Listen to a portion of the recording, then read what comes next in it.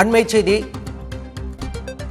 ராமேஸ்வரம் மீனவர்கள் 17 பேர் இலங்கை கடற்படையினரால் கைது செய்யப்பட்டிருக்கின்றனர். விவரங்களோடு செய்தியாளர் ஆனந்தன் இணைந்திருக்கிறார்.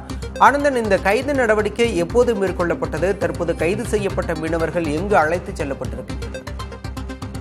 நேற்று காலை ராமேஸ்வரத்திலிருந்து ஒரு 600க்கும் மேற்பட்ட விசைப்படகுகள் மீன்பிடி அனுமதி டோக்கன் பெற்று மீன்பிடிக்க சென்றனர். இவர்கள் மீன்பிடித்து விட்டு இன்று அதிகாலை ஒரு 4 மணி அளவில் ராமேஸ்வரம் நோக்கி கரை திரும்பும் பொழுது தனுஷ்கோடிக்கும் தலைமன்னாருக்கும் இடையே இலங்கை கடற்படையினர் ஒரு 50க்கும் மேற்பட்ட படகுகளை சுற்றி வளைத்து படகுகளில் இருந்த பல லட்சம் மதிப்பிலான மீன்பிடி வலைகளை சேதப்படுத்தியதாக தகவல் வெளியாகியுள்ளது. மேலும் 2 படகுகள், அதாவது தங்கச்சிமட்டை சேர்ந்த 2 படகுகளையும் படகில் இருந்த 17 மீனவர்களையும் கைது செய்து தலைமன்னார் கடற்படை முகாமுக்கு அழைச்சிட்டு போயிருக்காங்க.